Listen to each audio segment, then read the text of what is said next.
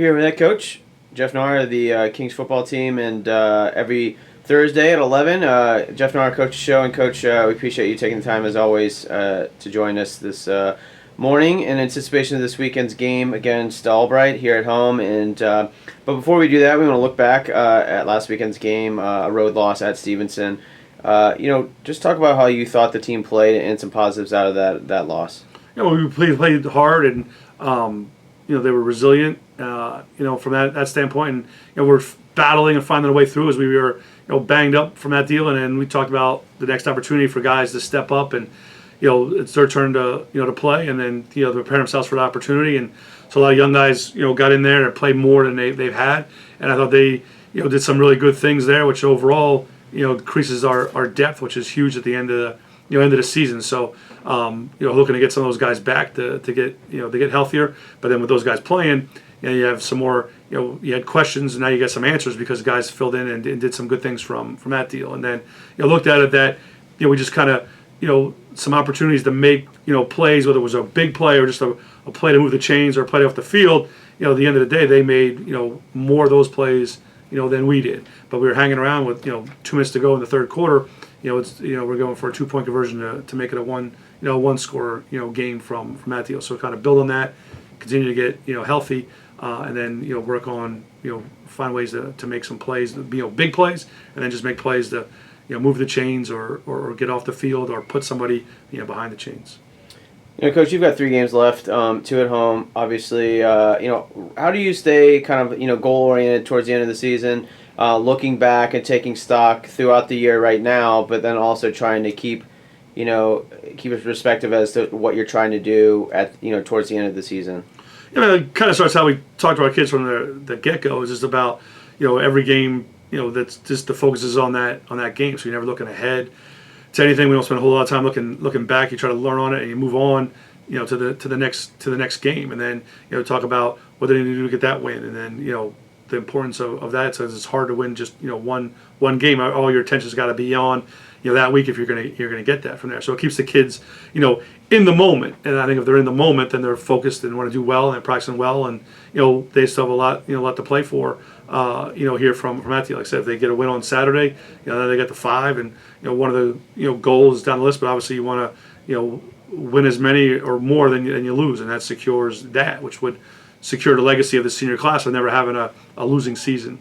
From there. Plus, then that takes you one step. Now you're 2 games to go, and you got to win. Now you're a step closer to possibly playing in the postseason as that all shakes out. So there's still a ton of things for them to play for from goals that they've had and established and want to achieve. But then it's just about you only have 10 of these, and you take them one at a time, and then when you look back at the end of the year and see what we built. So by staying in the moment, keeps kids focused and in tune and motivated to continue to do the things necessary to improve and then find a way to win.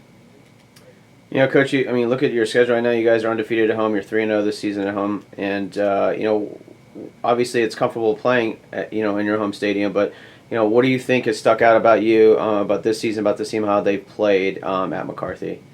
They embrace it. We had great crowds. At the games. Obviously, playing a night game, and we've had homecoming. In 2 of those games from that standpoint, but the crowd's been really good.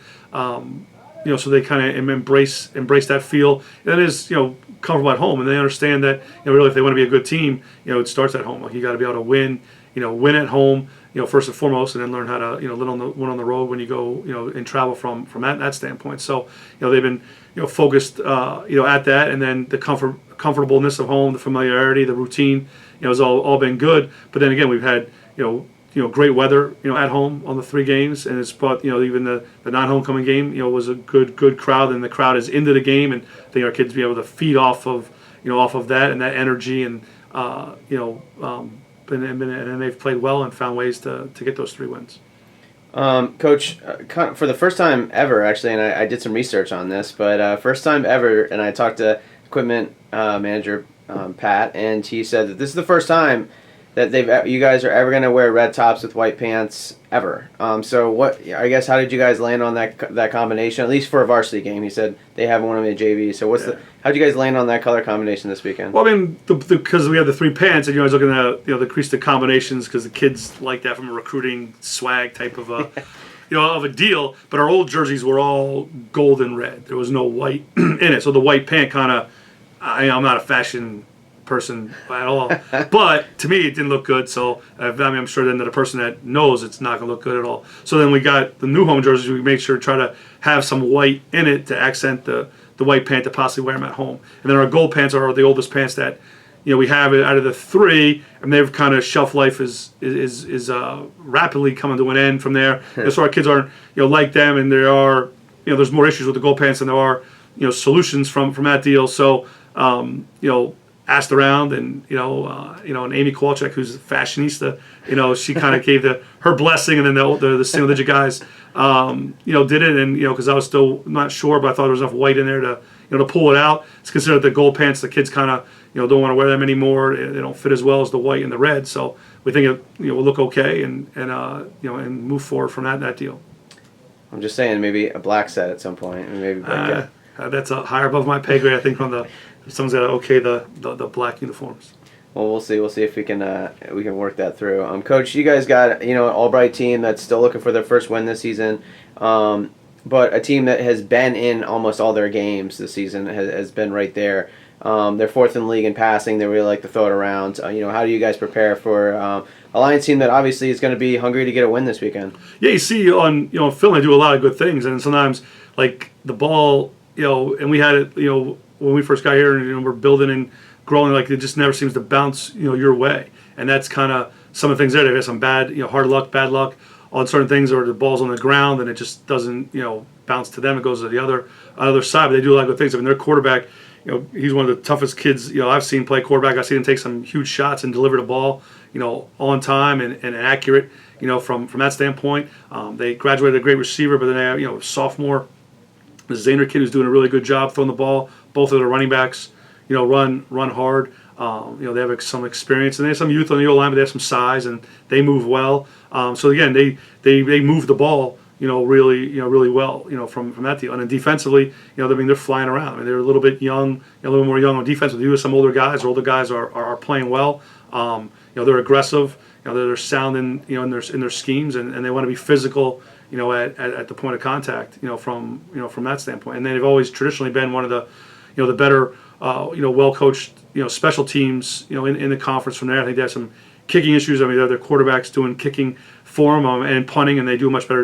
They're I think more accomplished at punters, than kickers. But their kick returners got 2 kick returns for the house for touchdowns. They do a really, really good job with kick return from there. So it's a team that is playing well. That just hasn't been able to make that break or two. So we need to come in and we need to play well and make sure that we're being disciplined and keeping our penalties down and being great with ball security and our decisions and not creating extra opportunities for Albright.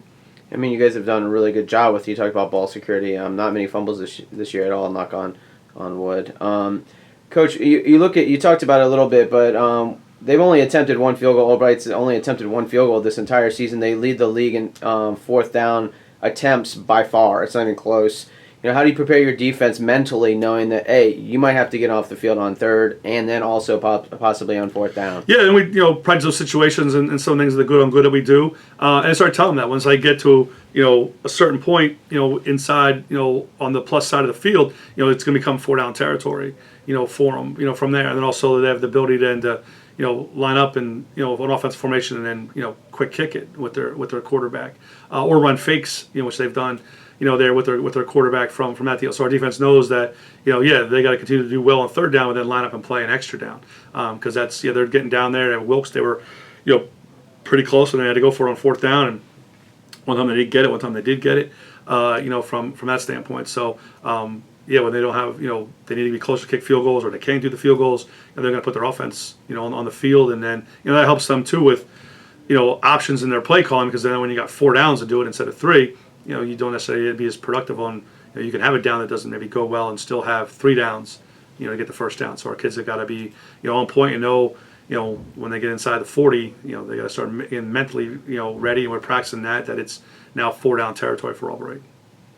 Coach, I mean, you look around the conference right now. It's just been a really competitive league. There's a ton of teams kind of bunched there in the middle, and then a couple kind of on each side, right? I mean, as you look at the league, I mean, is it something where, I mean, you're kind of keeping an eye on everything else is going on, or like, are you kind of trying to see what's kind of happening in each other game, or do you kind of just try to focus on what you guys are doing? We're just kind of focused on what we're doing. I mean, like, you know, we talked about this earlier in the year too, you know, about the conference and everything like that. To me, I you know, love this conference. I think because part of it is the, you know, the competitiveness, the equalness of the teams. That if you don't, like, again, I said before, if you don't come to play on a Saturday against anyone in our conference, you know, you're going to have your hands full, you know, from that standpoint. So that to me makes it, you know, why our conference is so great is that, you know, you've got to come to play against everyone, you know, every Saturday, you know, from that deal. So with that in mind, you're working on, you know, preparing that next opponent, and then with there you're watching film, and so you see, you know, one side of the ball, the other side, or, you know, I'm able to watch, you know, the whole games of who we're playing that week, so you kind of get an idea of, see some other things there, but you're really not watching it with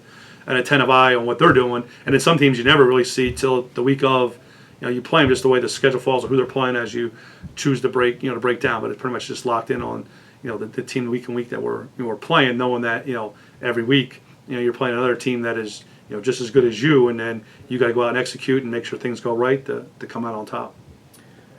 Well, Coach, I appreciate your time as always. One final question. We always end it. It is Halloween. We're not going to ask you a Halloween question, but you know, you do live in Easton, PA, which is a little bit of a ride. It's not too far away from here, but so the question is, on your long card rides to and from work, you know, what are you listening to? Are you listening to like music, like a group, or a podcast, or any sort of like ESPN radio? What do you listen to on your way? I do have Sirius XM radio. That was huge to get that part of the deal. So the main channels I listen to the, I guess used to call it ESPNU. It's the college football one. Listen to that one the most, and then the ESPN, and then there's Mad Dog, and then I listen to, you know, some of the MSNBC, you know, like the political thing there, and then so I just have like the sports news thing. I really don't have the music deal, but when I get the free deals from there, Lithium Radio, which is like 90s, you know, alternative, which is like, you know, my favorite thing of the music. Yeah. I'll put on that. So for the most part, I'm listening to sports radio or you know, the talk radio, and every now and then I'll flip on, you know, some music now and then. We heard it here first. Coach Knarr, big Nirvana fan. So, but Coach, appreciate your time as always. Every Thursday, 11 o'clock before each game, and again this week, Saturday afternoon, 1 o'clock here at McCarthy Stadium in Wilkes-Barre, Kings versus Albright. Make sure to tune in if you can't make it. If you can, great, cheer loud, and we will see you on Saturday. Coach, appreciate your time as always. We'll catch you after the game on Saturday. All right, thanks for having me.